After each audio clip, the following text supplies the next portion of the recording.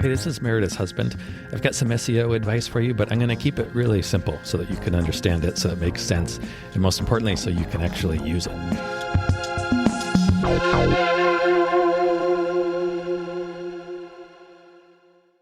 You know when you do a search and it comes back in Google and it gives you like a map and 3 listings? Yeah.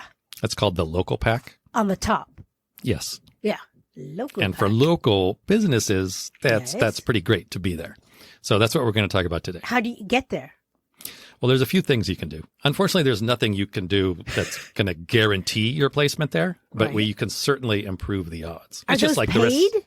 No, they're not. It's just like the rest of SEO. There's not much that you can guarantee, Right. but you right, can right. you can really improve your odds by doing a few things. Right. Okay. Number one, I think there's 3 main ones. 3 Number main one, ones. One. you can just optimize your site. Okay. So that's SEO, that's on-site SEO, that's SEMrush, that's doing your titles and your tags and that sort of stuff. We've Okay. talked about that many times in Good. many aspects of that. Good. So, the we're not going to No. touch on that today. No. But that's one of the factors. Oh, okay. Another of the factors is your Google Business profile. Google Business And- Profile. And this one we've done an episode entirely on what to do with your Google Business profile. Good, because I was just going to say, where do we do that? I know what the questions are coming. So that's really important. That is, Okay. and that's been increasingly important. So if you haven't listened to that episode, do that. And I would say, You'll put the one thing- link of that episode in the bottom of this podcast Sure, for easy searching sure, and not to waste anyone's time. sure. Excellent. And what's becoming increasingly important within your Google Business profile is your reviews. So put it into your workflow to try to get Google reviews, whether that means the last step in your, in terms of your new sessions is to ask for a review, do that. If it means reaching out once per month or trying to get 1 new review per month by just, writing and asking your clients to do that, that's, however you want to do it.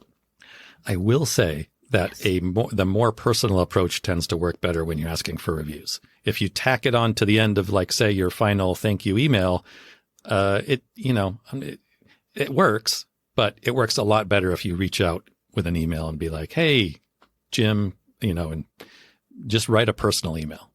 And say, Jim's hey, nice.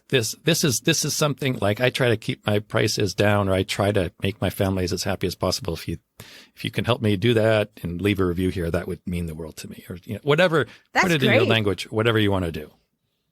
But use make that. it personal. And then, like, probably you could take it a step further and just say, it doesn't need to be complicated, just something like below, and give them just a little 1 or 2 sentence template that if they cut and paste it, like copy and paste, that's okay. But hopefully they can tweak it a little bit. You don't want Right. them all to look the same.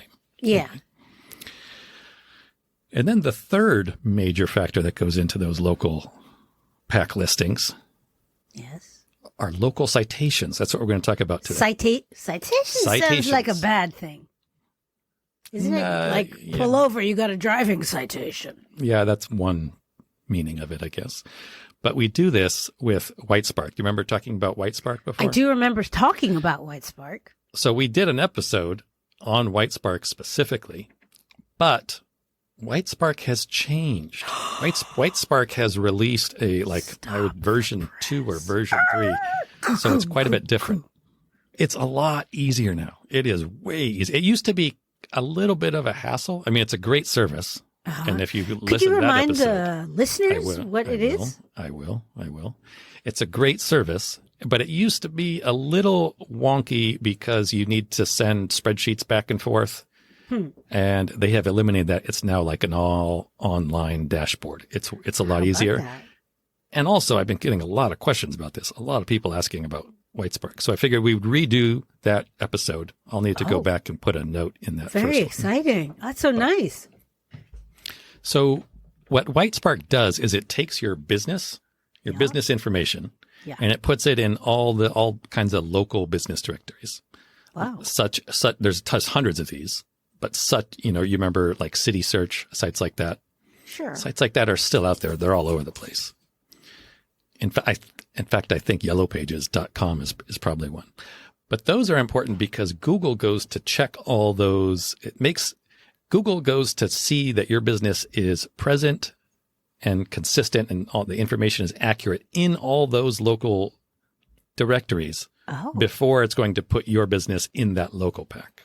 Oh. So even though you and we don't go to yellowpages.com and we don't go to citysearch.com and manta.com. We don't actually visit all these sites. Yeah, that's another Mantra. one. It's a big one. Manta? Manta.com. Yeah. See, you've never even heard of it. Like it's not that those sites are not important important to you and me. Praying mantis. Yeah. No, that's not it. Okay. But Google wants to go and verify your information that you're consistent everywhere. And it does, and Google does this because people have, of course, tried to spam this system and set up, if I have a plumbing business in New York City, I set up 10 virtual offices, and that really increases the chances of me being displayed because it looks like I have 10 locations. That's been tried to no end. So Google is one step that Google has taken to try to block that is to say, okay, well, those businesses are not going to go out and put 10 different listings in 100 different local business directories. Right. So that's why Google is looking at these directories.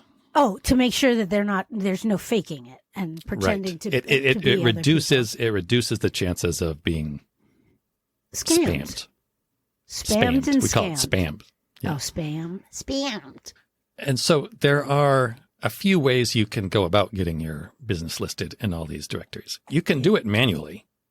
How so? You can do it yourself. You can go out to manta.com and submit your business information, and they will send you a postcard, or they will send you a phone text message or something, and then you verify. And you just need to do that like 100 different times, and it takes forever. Nice. It's free. You don't have to pay anything for it if you do it manually, but it's going to take in a day. Dozens and dozens of hours spread over several months is the process. What a joy. The other way you can do this is to use a subscription service like Yext, and there's a bunch of these too. We talked about Yext. Yeah. Yext?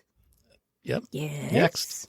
And what Yext does is you give your information to Yext. Yes. And Yext takes it and it distributes it automatically to all these other local directories, like literally within an hour or 2 hours. The next day, you're going to be present all over the place. I vote for that. That's expensive, though. You got to pay a monthly subscription fee indefinitely.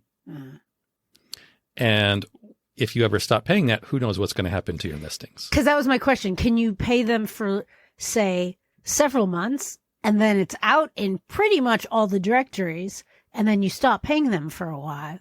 And then you go back on, say twice a year. Do you know what I'm saying? But my feeling is they have incentive to not maintain your listings if you're not paying them monthly. I don't know how fast they disappear. I don't know if they disappear the next day or the next month. Would they disappear? They would disappear? I have a pretty strong feeling. You pay them, they put it out there, then it's out there. No, then why everybody would just pay for 1 month and then cancel? Yeah, that's what I'm asking. So anyway, though the cost of that usually ranges from like on the very, very cheap end, maybe $20 a month to $50 or $60 a month. And you often have to pay for a year. So it's okay if you need to have these listings live quickly. And a lot of my clients, they have a budget for this and they're like, they don't care. It's like, we just need it active as soon as possible. We have, a budget, so just do it. Yeah. But what I've started doing for myself and for your business and for my clients is something like Whitespark. Whitespark is a service and they do it manually themselves and then hand it over to you. So you get the advantage of you own it. Oh. You get the advantage of doing it manually so that you own it at the end. And the cost is actually pretty good. It's in the ballpark of around 1 year of a subscription service or less. Wait, it's in the ballpark of 1 year of subscription of what? A subscription service. So if you were paying Yext over the course of a year, I think Yext is $600 per year. Okay. Whitespark, you would probably be looking at somewhere between $100 and $500 one time. And that's it. And that's it. And then you own that listing. You don't have to pay for it. Why is Yext still in business?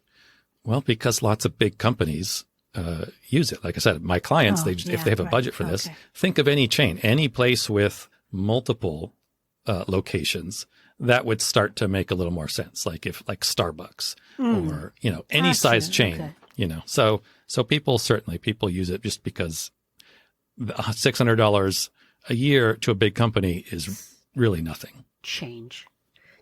It's couch change. It's chump change. Chump change. Couch, but the stuff you find in the cushions. So that's Whitespark. And the reason I want to talk about... We've never found any change in cushions. Do people really find change in the cushions? In the couch cushions? Yeah. Really? Sometimes. I think I have. Maybe. I don't know. It's never like $100 bill, though. No. Anyway, the reason I want to talk about Whitespark is, like I said, they have changed. They have changed their offerings a little bit, or at least the interface, how you interact and what you do.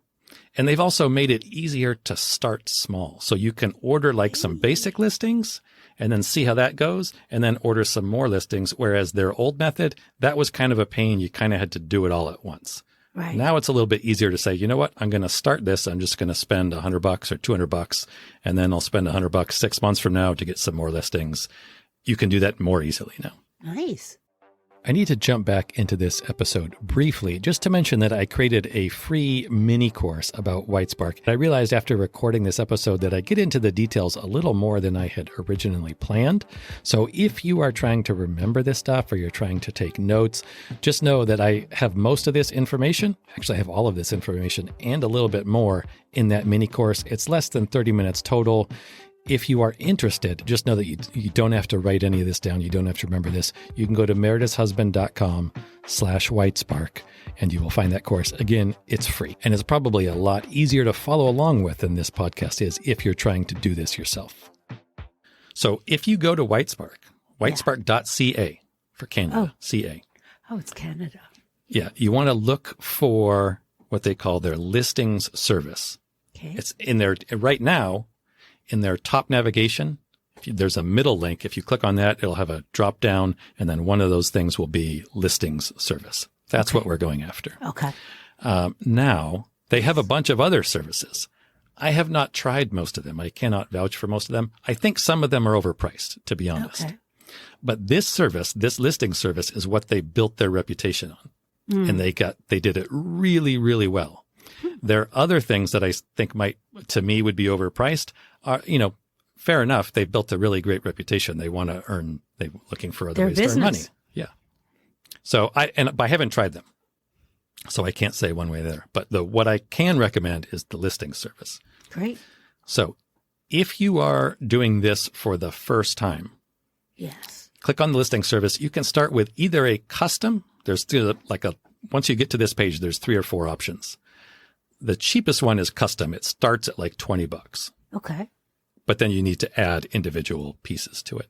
You can start with that. And what I would recommend is adding at a minimum the $99 option. Yeah. There's a $99 option and just like 4 business directories, but it's 4 really important ones. Okay. And what I would also do is there is an option to add, I believe they're called local and industry citations.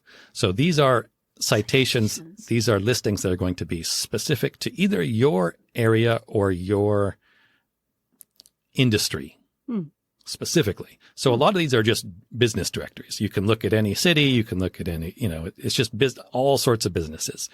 These are more valuable because they're going to be, there's relevancy. There's relevancy to your geographic area and there's relevancy to your industry.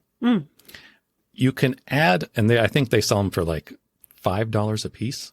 Oh. And you can only order up to 15 because usually there are not more than that. Depending on what market you're in, there probably won't even be 15. What I would do is I would max that out and say 15. You want to add 15. And what will happen if there are not 15 where they can add your business, they will write to you and they will say, hey, we only have 10. We only found 10. We can convert these other 5 into what we call general listings. So just business listings that are not industry specific, or we can refund your money. Oh, that's what I do. I don't refund my money. I say, just put it towards the general listings. Of course. But what I do, as a first step, when I'm just starting this process, is I do the 99 package and I do the 15 regional or industry listings. Oh, That's what I do.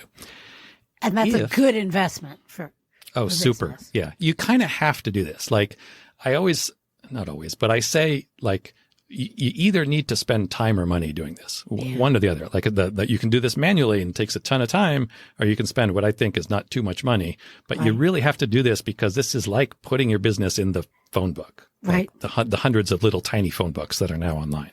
I see now hundreds of tiny little phone books. Little tiny phone books.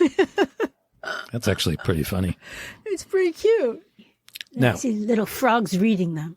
Why frogs? I love frogs. Frogs reading the yellow pages? Yeah, it's pretty cute. You remember that that Budweiser beer commercial with the frogs? They went, Bud. Yeah. One of my good friends in high school made those frogs. That was one of his first jobs out of high school, actually. Yeah. Wow. He was a great artist. No kidding. Yeah. He he doesn't specialize in frogs, but he also made the frogs that fall from the sky in Magnolia? The movie Magnolia. Yes. Wow. Yes. You sure he doesn't specialize in frogs? Yeah. Those are the only two frog stories I know. Pretty memorable. Anyway, we were talking about SEO. What were we talking about? Tiny, tiny, tiny little phone books.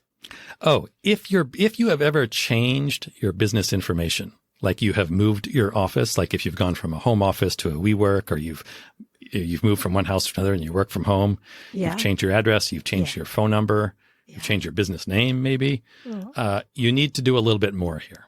Oh, because what's going to happen is you're going to have old information out there. If you just add new information, you're going to have duplicate listings, and that's going to cause problems because Google's going to look at this. You're going to look like a spammer.